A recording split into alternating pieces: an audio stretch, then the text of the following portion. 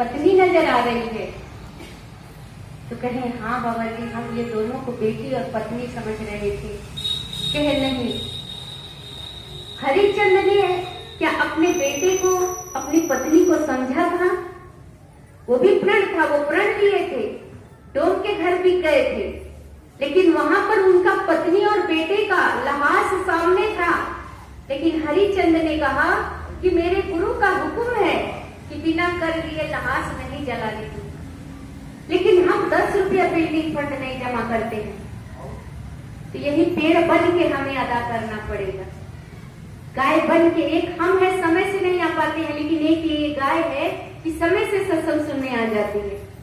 सत्संग है कि जब तक हमारे मन में विश्वास और इसको क्या पता है, ये सत्य समझ रही है कि ये सत्य का संग है, लेकिन हम सत्संग करते हैं लेकिन इस सत्य को नहीं समझ रहे। निरंकार है, पूरी दुनिया को अपने हाथ में ये धारण किए हुए है, लेकिन हम उस पेड़, उस पौधा में पूजा करते हैं, पानी डालते हैं, लेकिन ये अगर नहीं है तो वजूद किसी का नहीं है, वजूद इसी से सबका है। एक बार बाबा जी बैठे थे तो कुछ उनसे पत्रकार लोग मिलने आए कि बाबा जी, ये इंसानी फितरत क्या मान रही है? आप रात दिन दौड़ लगा रहे हैं, रात दिन अपना परिवार बच्चा छोड़ के, लेकिन क्या ये मान जाएगी? बाबा जी ने कहा जो मान गए हैं दास उनके लिए प्रयास कर रहा है, बाकी भी मान जाएंगे। आप संगत को जो लोग छोड़ देते हैं वो अपनी कीमत समझे। जिस तरह से अंगूर गुच्छे से टूट जाता है उसकी कीमत नहीं होती है, 10 रुपए बिकता है, लेकिन अगर वो जुड़ा है तो 100 रुपए किलो बिकता है। केला अगर अपने गुच्छे से टूट जाता है तो उसकी कीमत नहीं है, कीमत किसकी है? जुड़े रहने की। एक को जानो, एक को मानो, एक हो जाओ। अभी दासी राशन लेने गई थी, वहां पर सब लोग बैठ करके, समाज जब जुटता है तो क्या बात करता है आपको पता ही है। आपस में सब बातें कर रही थी कि खाना समय से सास ससुर को न दिया जाए, क्योंकि वो जो धन जमीन है वो किसी बड़े को दे रहा है, कहीं छोटे को दे रहा है। दासी चुपचाप सुन रही थी।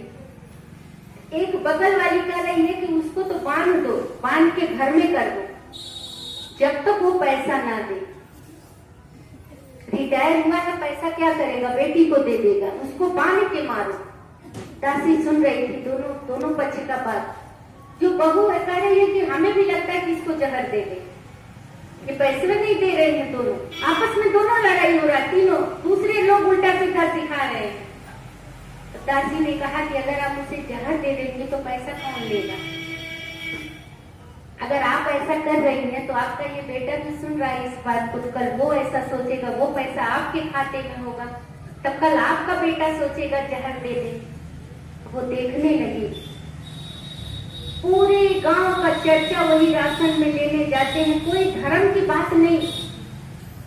दासी एक से कही कि मेरा लाइन आगे है, तो कहती है कि आप संतोष करके खड़े रहिए, मैं अभी आपको धक्का देके दे दूंगी। हमने कहा बहुत बड़ी बात है, अगर आप धक्का देके राशन ले रही हैं तो भी बहुत अच्छी बात है। अगर आप बड़े को 1 लाख मार दी तो इसमें क्या सम्मान हमारा चला गया, बहुत अच्छी बात है, आप ही ले लीजिए। जब वो बात सुनी उसको लोग लगे डांटने, तो हम तो चुपचाप खड़े थे, हमें बुला के वो दे दिए। और 2 लोग आगे आए, कहने आपका नंबर है आप ले लीजिए। हम कहे देखिए, देखने वाला देख रहा है, हम कितना भी गुनाह कर ले, किसी से भी छिप ले, लेकिन ये तो हमें देख रहा है। जब तक हम इसके नजर में हैं हमारा कोई बाल बांका नहीं कर सकता। अभी दासी सत्संग में गई थी एक जगह, वो बहन जी को ट्यूमर हो गया था सर में, और वो फट गया था, आंखों से खून, नाक से मवाद, कान से आ रहा था। जब वहां महात्मा पहुंचे और एक डॉक्टर भी पहुंचे, बोले आपको दर्द नहीं है? तो बोली नहीं। वो डॉक्टर हैरान रह गया। माता जी ने कहा कि रोज चढ़ामृत पीते हैं और सर में लगाते हैं। दासी को जब बुलाए, दासी वहां गई, सुमरन की, बोले महात्मा जी की 8 लाख का व्यवस्था करना है और इनको लेके लखनऊ जाना है। तो दासी अरदास की, उनकी 3 बेटियां थी, चरमृत का विश्वास तो बेटियों से कहे कि आप रोज चढ़ामृत देते रहिए। तो बेटी ने कहा कि हमारे पास 3 बहनें हैं, हमारे पास भाई नहीं है, आप अरदास करिए। पापा तो कर्जा ले रहे हैं, लोन पे भी कुछ पैसा ले रहे हैं। पापा पहले विदेश रहते थे, अब दुकान है छोटी, आज 1 साल से दुकान भी नहीं चल रही है क्योंकि इनके पीछे ही 2-3 लाख रुपया लग गया। तो दासी भी गई थी और विदेश के महात्मा जो आए थे मनोहर जी, तो उनसे अरदास की कि सच्चे बादशाह आप तो करत करावन है, आप सब जानते हैं और सबके हित की बात आपके झोले में है, आप जो करते हैं वो सही ही करते हैं। तो जब सब लोग अरदास किए तो दासी ने कहा कि आप कुछ पर्ची फड़वा दीजिए। तो महात्मा जी पर्ची फड़वा दिए। विदेश के महात्मा बराबर उनको देखने जाते थे। 21 का ऑपरेशन का डेट मिला, 22 को और 21 को लखनऊ जाना है। सारे महात्मा सुमरन किए, अरदास किए, पैसे का इंतजाम हो गया, खाते में पड़ गया कि अब हम लोग शाम को ट्रेन पकड़ेंगे। शाम को ही बहन जी अच्छे से बोलते बालते वो कहीं दातार जाने, दातार के ऊपर है और दातार मेरे बच्चों को खुश रखना, कोई ऐसा दासी से काम ना हो कि मेरे पति बच्चे कर्जे में हो। माँ जाते जाते भी अपने बच्चे का भला सोच रही है। आज बच्चे हैं कि माँ को सोचने के लिए कुछ मजबूरी नहीं होती है। और शाम को ही बहन जी ब्रह्मलीन हो गए। अभी सुबह जाना है, शाम को ही बहन जी ब्रह्मलीन हो गए। सारे महात्मा वहां पहुंचे, दासी की विनती थी, सब अरदास करने लगे। और इतनी दूर दूर से महात्मा उनके सत्संग में आए कि गांव वाले छूट गए, कह रहे तो बाढ़ नहीं बनवा रहे हैं, इनके घर कौन खाना खाएगा, ये पिंडा नहीं परवा रहे हैं। दासी को बुलाया गया। जब दासी का विचार आया कि अगर वो बेटा घंट में पानी डालता, बाल बनवा लेता, लहास में केला नारियल ये बेटियां चढ़ा देती, इससे क्या होता।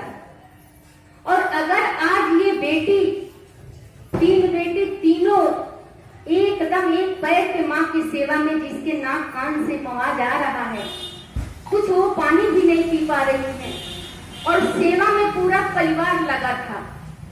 फिनाइल है, डिटाल है, लेकर के पूरा एकदम, कोई भी पता नहीं चल रहा था कि इनको कोई बीमारी है। सारे गांव वाले आए, सब लोग भोजन किए। दासी बैठी थी, कुछ लोग आए, बैठे, पूछने लगे कि अब दासी का जिससे जाना था वो गाड़ी भी पंचर हो गई, समय मिल गया। तो अंदर जब दासी बैठी तो वो कहने लगे कि आप लोग के मिशन में ये क्या होता है। तो दासी ने कहा, रामचंद्र जी के पिताजी को जब मौत हुई तो राम तो वन में थे, लेकिन राम ने तो बाल, टीवी में आप लोग देखते हैं, कहीं बाल छिलवाए हैं। तो कहे नहीं। हम कहे बाल छिलवा लिया जाए, पिंडा करवा लिया जाए, पंडित को दान दक्षिणा दे दिया जाए और माँ बाप की सेवा ना की जाए, कौन सा अच्छा है आप बताइए। माँ बाप का सेवा करना अच्छा है कि पंडित को दान देना। नाव को हम 2000 दें, पंडित को हम दें। महापातर आते हैं, पता नहीं उसकी औकात कितनी है, वो कहेगा हम 5000 लेंगे तब भी गोटेंगे। ये विडंबना कहाँ की है, ये परंपरा कैसे दूर होगा। सब लोग कहें कि हाँ बात सही है, हम उतना ही करें कि जीते जी सेवा कर ले। मरने पे हमें रोने की जरूरत ना हो, ना सेवा करने की जरूरत हो, लेकिन हम जीते जी सेवा नहीं करते और मरने पे हम घी लगाते हैं, नारियल, फूल, माला सब चढ़ा देते हैं, लेकिन जीते पे पानी मांगते हैं तो हम डपट देते हैं, डांट देते हैं कि नहीं हमें नहीं देना है पानी, हम नहीं पिला पाएंगे, तुम बहुत बड़बड़ कर रही हो। जो माँ कह पढ़ने के लिए 10 बार बच्चे को बताए, लेकिन वही बच्चा एक बार माँ को नहीं कहता, हाँ डांट देता है सीधा, तुम क्या जानो। अरे जन्म देने वाली वो है और उसको कुछ पता ही नहीं है। आज के बच्चे तो सीधा कहते हैं तुम पागल हो, तुमको मोबाइल चलाने नहीं आता है, तुमको ये कर। अरे MA BA यही माँ बाप करवा रहे, बेशक वो किसान है, बेशक वो मट्टी ढो रहे हैं, वो नहीं पढ़े हैं, लेकिन उनकी इच्छा है कि मेरा बेटा पढ़े, मेरा बेटा बस में जाए, मेरा बेटा आगे जा करके अधिकारी बने। लेकिन अगर अधिकारी बन रहा है बेटा तो बाप को माँ को कहने में उसे शर्म आ रहा है कि ये मेरा बाप है, ये मेरी माँ है। अरे वही किसान तुझे पढ़ा के इतना बड़ा किया और आज तू उसको माँ कहने में शर्म आ रही है। बेटा आओ सत्संग जी, ये मिशन ने यही सीख दिया कि तू रूह से प्यार कर, इंसान से प्यार कर, उसके दुख दर्द को समझ कि जिस संत है, तू 4 महात्मा है या 4 दौरानी जेठानी है, बेशक तुझसे कोई नफरत करे लेकिन तू मुस्कुरा के बोल, तू सबसे हंस के बोल, तू किसी से नफरत मत कर, ना किसी से का तू निंदा कर, सबसे प्यार कर। तुझे बेशक कोई कुछ कहे लेकिन तू अपना मुंह गंदा मत करना। एक बार ऐसे ही बाबा गुरुबचन जी का समय था, सत्संग चल रहा था। एक महात्मा गरम 3 किलो लड्डू लाए और दुपट्टा बाबा जी को चढ़ा दिए और पीछे स्टेज पे एक महात्मा की ड्यूटी लगी थी, नाजिर नाम था। फिर एक महात्मा है, वो भी एक डब्बा लड्डू लाए, दुपट्टा लाए, चढ़ा दिए। ऐसे ही जब सत्संग खत्म हुआ, वो 1 किलो लड्डू जो था वो महात्मा जी किनारे रख दिए और 3 किलो जो था वो बंटवा दिए। अब ये महात्मा ले गए, कहे कि चाचा प्रताप जी जब रखते हैं तो प्रसाद इधर उधर करते हैं, 1 किलो लड्डू है, मैं इसको अपने घर ले जा रहा हूँ। अब जब घर ले गए तो वो लड्डू अपने घर में रख दिए और उसको खूब खाए, पूरा लड्डू खा डाले। जब 2-3 दिन बीत गया, अब उनका तबीयत खराब हो गया, बुखार हो गया, बहुत फोड़ा निकल गया। तो जब वो सत्संग नहीं आ रहे थे तो बाबा जी कहते हैं कि क्यों, क्या हुआ नाजी, सत्संग नहीं आ रहा है? प्रताप जाके देखो क्या बात है। जब चाचा प्रताप जी गए तो देखिए उनको बुखार है, बहुत फोड़ा निकला है। तो बाबा जी से आके अरदास की कि बाबा जी उसको बुखार है और बहुत फोड़ा निकल गया है। तो बाबा जी हंसने लगे, कहे क्या बात है हजूर आप हंस रहे हैं? कहे कोई बात नहीं है। फिर बोले जाओ तुम उसको बुला के लाओ। तो जब गए तो बोले कि अरे हमें बुखार है, फोड़ा है, मैं तो पैर भी नहीं नीचे रख पा रहा हूँ, कैसे चलूं? तो बाबा जी गुरुबचन जी उनके घर जब गए तो उनसे बैठ करके सर पे हाथ फेर के पूछते हैं कि जब समुद्र मंथन हुआ था तो जब वो विष निकला था कौन पिया था? जब अमृत निकला तो बोले सारे देवता पी लिए। तो कहे जब वो विष निकला कौन पिया? कहे वो कौन पी पाएगा, वो तो शंकर के बस का है और कोई नहीं छू सकता है, नहीं तो सब मर जाते। तो कहे शंकर जी को पीना पड़ा। उसके बाद क्या हुआ? कहे तब वो पकड़ लिए गले को कि यहाँ तो राम और सीता बसते हैं। फिर कहे क्या हुआ? तो कहे नाग को बुलाना पड़ा, गंगा जी को बुलाना पड़ा, चंद्रमा को बुलाना पड़ा। तो कहे आप ये लड्डू क्यों खा लिए? और जो लड्डू चढ़ाया था उनको भी ले गया। बोले तुम लड्डू चढ़ाए थे, क्यों चढ़ाए थे? कहे बाबा बरसात में मुझे बहुत फोड़ा निकलता था। तो चाचा प्रताप ने कहा कि 1 किलो लड्डू चढ़ा देना, दुपट्टा फोड़ा नहीं होगा। अब ये कहे कि अरे बाबा जी ये तो लड्डू सारा हम खा लिए। तो कहे सुनो, यही तो दास कह रहा था कि जब ये प्रसाद आता है तो पहले भोग लगता है, तो जहर तो शंकर ही पी सकता है, सबके बस की बात नहीं है। फिर इस प्रसाद की लड़ाई आपने क्यों किया? तो हम छोटे छोटे बात, हमारा सारा रामायण गीता जो भी हम पढ़ते हैं सब में सारी बातें सिर्फ लिखी हैं, लेकिन हम मानते नहीं। जब भी हमारा कोई काम बनना होता है या बिगड़ जाता है तो यही कहते हैं कि बाबा जी नहीं, हमारा कर्म है। सदगुरु कभी किसी को शराप, जैसे आपका बच्चा है कितना भी बुरा करे आप उसे शराप नहीं दे सकते हैं, उसी तरह से कभी भी गुरु आपका बुरा नहीं करेगा। हम जो बोए हैं वही काटेंगे। हमें किसी की बुराई नहीं करनी है, किसी का नफरत निंदा नहीं करना है, बस सबसे प्रेम करना है, कोई भी हो। आज एक वक्त अभी आप देख रहे हैं कितने महात्मा शरीर छोड़ दिए, कितने बीमार हैं। बाबा जी ने कहा कल कौन साथी कहाँ छूट जाए। आज हम साथ में बैठे हैं, पता नहीं कल हम रहेंगे कि नहीं रहेंगे, क्या हमारी दशा होगी। तो जब तक जीवन है, जब तक सांस है, तब तक आस है। सत्संग के लिए हम रवाना होते रहे। और जब हम सत्संग के लिए जल्दी चलेंगे हमारा काम तभी बनेगा, और ये भी ना हम सोच के तो कोई काम ना करें। तो आओ साथ संगत जी, जब भी हम सत्संग में परिवार है अपना सुबह उठ करके शनिवार को ही सारा काम करें, क्योंकि हमको संडे को सत्संग जाना है। और जब सत्संग के लिए हम चलते हैं तो हमारा हर काम बनता चला जाता है। अभी दासी से एक बहन मिली कि हम लोग गोरखपुर जाते हैं, यहाँ नहीं आते न वहां जाते। हम गोरखपुर 200 रुपया खर्चा करके जाएंगे, नमस्कारी 10 चढ़ाएंगे, और अगर गुरु हमें यहाँ दिया है यही हम 50 चढ़ा दें, और पूरा दिन हमारा नुकसान होता है। जब सदगुरु आपको सत्संग दिया है, चाहे यहाँ करो या वहां करो, कहीं भी करो, सारे अपने हैं, हमें किसी से नफरत नहीं करना है, सारे देश के मानव अपने हैं, तो हमें नफरत तो करना ही नहीं है। बाबा जी ने कहा मोहब्बत के लिए कम है जिंदगी, लोग नफरत कहाँ से पाल लेते। अभी दासी एक मोबाइल महात्मा जी दिखा रहे थे, एक मुर्गा अपने मुर्गी से कहता है कि मेरा पैर छू लो, आज दशहरा है, कल मैं रहूं या ना रहूं।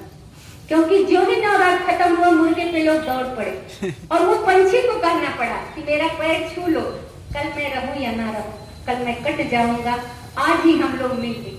तो यही दशा तो हमारी भी है, हम अच्छे से प्रेम से मिल ले, कल पता नहीं रहेंगे कि नहीं रहेंगे। ये जिंदगी कितनी है, चंद दिन की है। कौन जानता था कि बाबा जी हम लोग के बीच में ही नहीं रहेंगे, कि पनीर है नहीं है तो दाल में खुश रहिए, दोस्त पास है अगर दूर है तो उसके दूर रहने में ही खुश रहिए।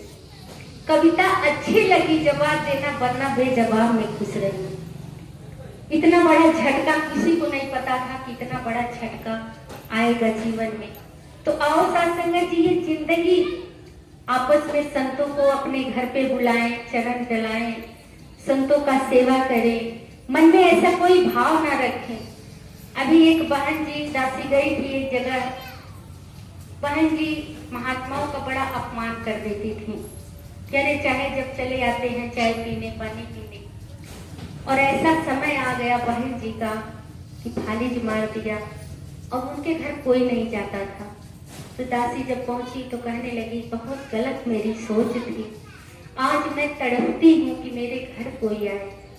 तो दासी ने कहा चरण धूल नहीं संत की मिलती, यद मन में सत्कार नहीं, और ज्ञान गुरु का दिल में नहीं टिकता, यद गुरु पर विश्वास नहीं। ये निरंकार साधारण चीज नहीं है। लोग कहते हैं हम सत्संग छोड़ दिए, हम सत्संग नहीं जाएंगे, हम तो अब महात्माओं का साथ छोड़ दिए। याद करिए अपनी औकात और बुरे की सौगात। क्या अपना बेटा हमारा पैर छू रहा है, बहू पैर धो रही है, लेकिन उस संत की, उस संतों का औकात देखिए आपका कि गुरु ने आपको महात्मा बनाया, और जिस गली से आप